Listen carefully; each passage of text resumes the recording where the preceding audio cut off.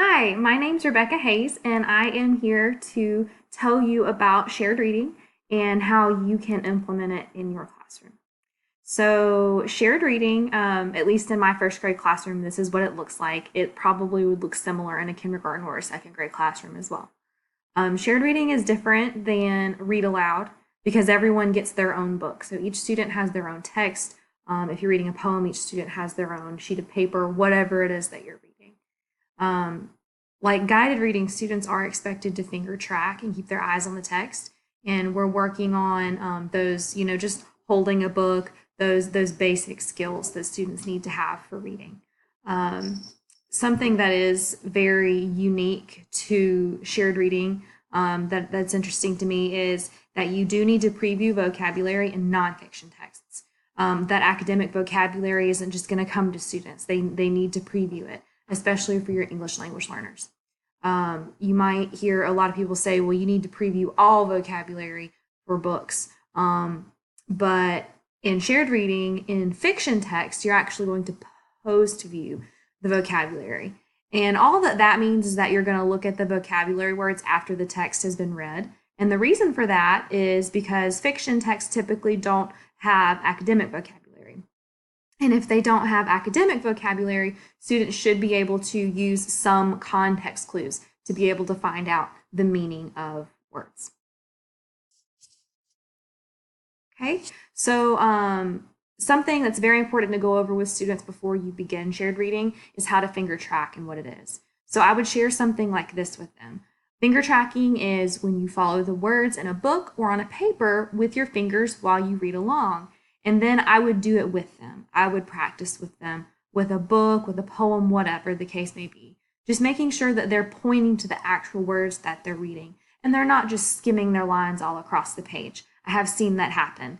Kids get confused about the fact that they're supposed to have their finger under the word that we are reading. When you do shared reading, you're either going to begin, but you first of all preview the vocabulary if necessary, and then you're going to give a text focus. After the text focus, which gives students a reason to dig deeper into what they're reading, you're either going to do an echo read or a choral read. First, I'm going to go over echo read. So in an echo read, it's exactly what it sounds like. The teacher reads first. When the teacher stops reading, the students read aloud what the teacher just read. The important thing is that they're finger tracking along while you're reading out loud. So they're making that sound to text correspondence while you're reading. And then as it's their time to echo, they're going to go back with their finger and they're going to track again the words that they're reading as they're reading them. And again, the text focus is given before the echo read. Echo read is generally used at the beginning of the year. Students are still stuck sometimes at a kindergarten level or they're not reading on grade level yet. And shared reading is all about grade level text. So echo read is usually used at the beginning of the year. As the year progresses and you get to know your students better and you feel that they're ready to move forward, you typically would use an echo read for a nonfiction text because of the academic vocabulary, but you would probably just go straight to a choral read for a fiction text, and we're about to go over a choral read. So again, after you've previewed vocabulary and given text focuses if necessary, you're either going to do an echo read or choral read. We just went over echo read, so if you're not going to do an echo, you need to do a choral. Choral reading is just reading all together. So students are really working hard on tracking those words with their fingers and keeping their eyes on the text. They're doing their absolute best to keep up with the teacher as they're reading. And then making sure those eyes are on the text. They're not up looking around at things. They're looking at the words and they're finger tracking the words that are being read. If students can't keep up, that's okay. Make sure that they understand that that's okay, because a lot of them might not be reading on grade level yet, and it might be too difficult, or they're not reading fluently enough yet. That's okay. Just encourage them to continue to finger track and read the words out loud that they do know. And even if they don't know all the words, hopefully through hearing the words that everyone else is reading out loud, again, they're making that, sound to word correspondence and they're learning new words. Okay. After you complete a an echo read or a choral read, you're going to move into a second reading of the text, which would be a partner read. During shared reading, you want to make sure that you're exposing kids to this text as many times as possible. And that also helps build that reading fluency, and it helps build their confidence too, because they're familiar with the text. You're going to once again give another text focus before the partner read. Students do need to sit side by side. I tell my kids elbow, elbow, knee to knee. And then they're going to take turns reading. They're going to listen and follow along while their partner reads.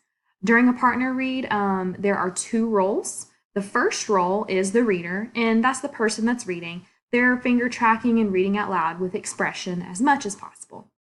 The second role is the coach, and the coach is the one that tracks the reader as they read. It's very important that the coach pays very close attention. They're tracking along as their neighbor is reading. And if their neighbor, the reader, makes a mistake, they're making sure that they're politely helping them. And that's something very important to go over with kids, is that they need to be polite as they're correcting each other. It's okay to help one another. Just do it politely. So it's also helps with social skills in a way too. And then of course they switch. So the roles would switch. If you're reading a book, I would suggest that one child reads the page and then the roles switch and the other child reads the next page. If they are reading a poem, a lot of times I'll have one kid read a line and then the next one will read the next line. It's also important that when they're done with partner read, since it is a more autonomous, activity, they're not doing everything with the group, that they understand when they're done reading that they're not supposed to be talking about things that are not related to the text. So I often tell my kids that if they finish early, they have two choices. They can read the text again. So maybe the partner who read first last time, could let the other one go first and they could switch. Or they could talk about the text focus, which was given to them before the partner read. The final part of shared reading that occurs after, previewing vocabulary if necessary, giving the text focus, either choral or an echo read, and then the partner read, is the written response. The written response is important because that's where you're getting that comprehension piece besides from the text focuses. Here, kids are going to be telling you more about what they read. So it's a constructed response. After shared reading is done every day, there is a written response. This means that they're answering a question based upon what we just read. And a written response should provide an answer to the question, and it should provide lots of details. Now, that is something that you're going to have to work with kids over time, and they're going to have to build on. At the beginning of the year especially, you're going to want to provide sentence frames or sentence starters for kids to help build their confidence. It helps them get started, and it's also really good for those English language learners. All right, well, that's all that I have for shared reading today. I hope that maybe you can take this information and implement it into your classroom, and have a good day.